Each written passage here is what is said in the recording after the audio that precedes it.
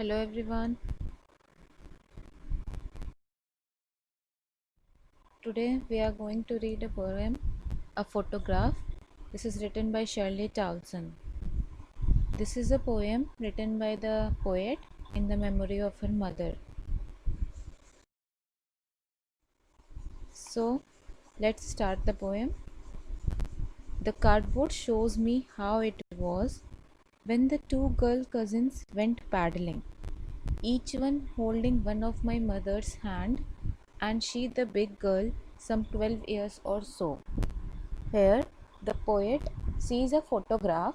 The cardboard is a photograph. She sees a photograph and she remembers her mother. In the photograph, when the two girl cousins went paddling. The photograph is of her mother with her two young girl cousins. They went paddling. Paddling means walking with barefoot in shallow water. Paddling basically means समुद्र के किनारे नंगे पैर चलना. Each one holding one of my mother's hand. The two cousins were holding her mother's hand, and she the big girl किसके लिए कहा गया यहाँ पे? मदर के लिए. Some 12 years or so. The mother was 12 years or so. Basically in this stanza एक photograph है, एक कार्डबोर्ड है. कार्डबोर्ड मीन्स फोटोग्राफ, जिसमें पोएट अपनी मदर के साथ, पोएट की मदर है अपनी दो कज़न सिस्टर्स के साथ, वो तीनों समुद्र में के किनारे चल रही हैं और वो दोनों अपनी उसकी मदर का हाथ पकड़ी हैं. और यहाँ पोएट की मदर का एज बोला गया है कि वो 12 इयर्स की थी. फोटोग्राफ में उसकी poet. All the three stood still to smile through their hair at the uncle with the camera, a sweet face. My mother's, that was before I was born.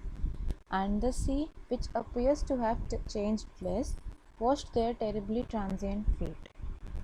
All the three stood still to smile through their hair. All the three कौन कौन है यहाँ पे poet की mother और उनकी दो cousin sisters. वो तीनों कैमरे में देख रही हैं. स्टूड स्टिल मतलब सीधे खड़ी हैं. To smile through their hair, वो अपने बालों के थ्रू उनके बाल उनके चेहरे पे आ रहे हैं और वो स्माइल कर रही हैं और सीधे खड़ी हैं. At the uncle with the camera. This line shows that along with their mother and the two sisters, there was their uncle also present at the beach. वो दोनों अंकल की तरफ देख रही हैं कैमरे में. इट मीन्स अंकल उनके कैमरे में उन तीनों की फ़ोटो ले रहे हैं. A sweet face, my mother's. यहाँ पे बोला गया है कि जो मदर थी उसकी, पोएट की जो मदर है, उसका फेस बहुत स्वीट है क्योंकि वो सिर्फ 12 ईयर्स की हैं. That was before I was born. और ये सिचुएशन कब की है? जब पोएट बॉर्न नहीं थी. जब पोएट नहीं थी, उसकी मदर जब 12 ईयर्स की थी. And the sea which appears to have changed place. is through this the poet wants to say that the sea, the beach at which her mother was there, that has changed place. वो change नहीं हुई है.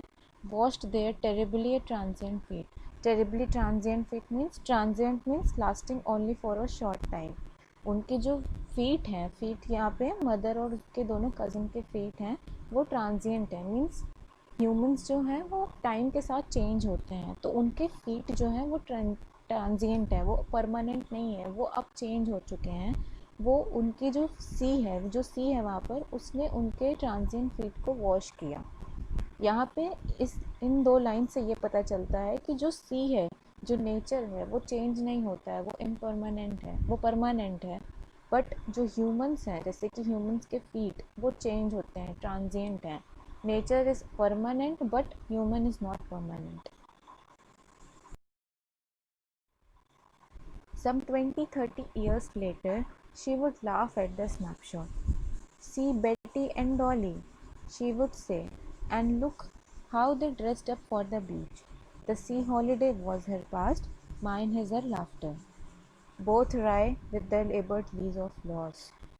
Some 20-30 years later means अब poet जो है वो photograph के 20 to 30 years के बाद की बात करती है. She would laugh at the snapshot. She means the mother of the poet. अब 20 to 30 ईयर्स बाद पोएट की जो मदर है वो स्नैपशॉट यानी फ़ोटोग्राफ को देखती है और हंसती है. सी बेटी एंड डॉली. बेटी और डॉली कौन है? जो पोएट की मदर है, उनकी दो कज़न सिस्टर्स हैं जिनके साथ वो बीच पे गई थी. उनका नाम बेटी और डॉली है. शी वुड से, पोएट की मदर कहती है, बेटी और डॉली देखो.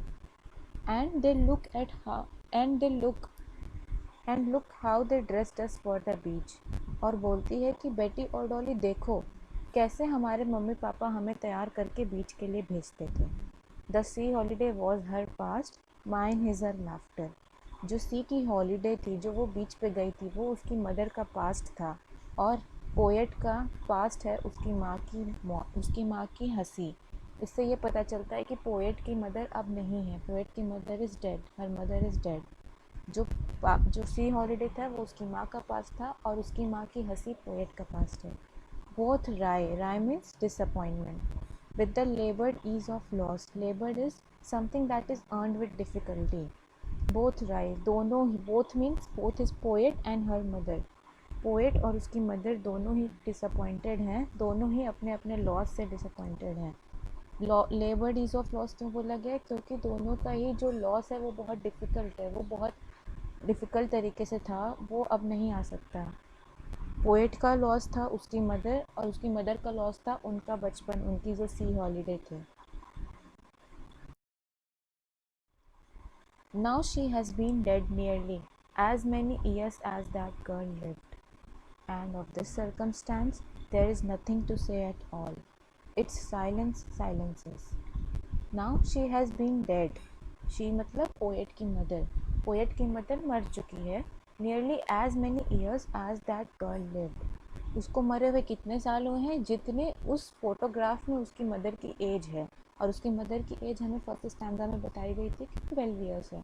तो मीन्स पोएट की मदर को मरे हुए अब 12 ईयर्स हो चुके हैं। And of this circumstance, circumstance का मतलब situation, there is nothing to say at all. और अब इस सिचुएशन में पोएट के पास कुछ भी कहने को नहीं है, वो सिर्फ अपने ग्रीफ, अपने पेन में है। It's silence silences. पोएट बहुत साइलेंट है, और अब वो टाइम के साथ मूव ऑन कर चुकी है। उसको उसकी माँ का लॉस है, और वो उस लॉस को टाइम के साथ हील कर रही है। Now here is a brief summary of the poem. The poet recalls the memory of her late mother, gazing at the frame with the photograph of her mother along with the cousins Betty and Dolly.